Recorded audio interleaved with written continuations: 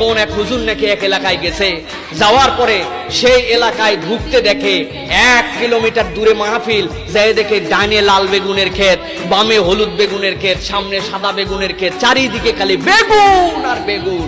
উনি চিন্তা করছে আজকে তো কপাল খারাপ আছে, এই এলাকায় যে তরকারি দিবে সবই তো বেগুনের তরকারি হবে মনে হয়।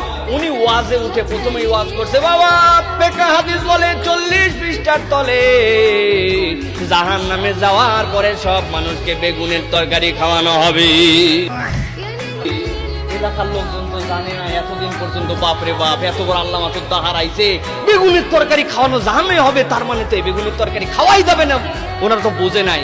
আল্লাহর রহমতে মাহফিল শেষ, এরপরে বক্তা যখন নাকি খেতে বসছে, খেতে বসার পরে খাবার আসে না। জিজ্ঞাসা করছে, বাবা এটা তো অনেক দূরতে সফরে আসেই আমি তো কথাবার্তা বলছি, তাড়াতাড়ি খাবার দাও। হুজুর কি বলবো আর, দুঃখের কথা আমরা তো জানতাম না যে বেগুন খাওয়া এত বড় অপরাধ, কিন্তু আপনি আসার পরে যে ওয়াজ করছেন বেগুনের বিরুদ্ধে।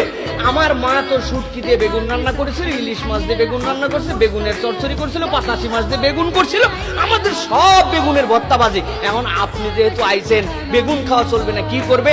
মা একটা ডিম ভাজতেছে আর আলু ভর্তা করছে, একটু দেরি করেন। চিন্তা করছে, হাই হাই আমার ফেভারিট সব খাওয়া, পাতাশি মাছ, শুটকি মাছ, ইলিশ মাছ, সব বেগুন দিয়ে আমার খাওয়া নষ্ট হবে। সাথে সাথে বলছে, বাবা তোমরা তো জানো না, মাসলার কিতাব বলে 40 পৃষ্ঠার তলে যদি কোনো তরকারি না থাকে তখন বেগুন খাওয়া চলে।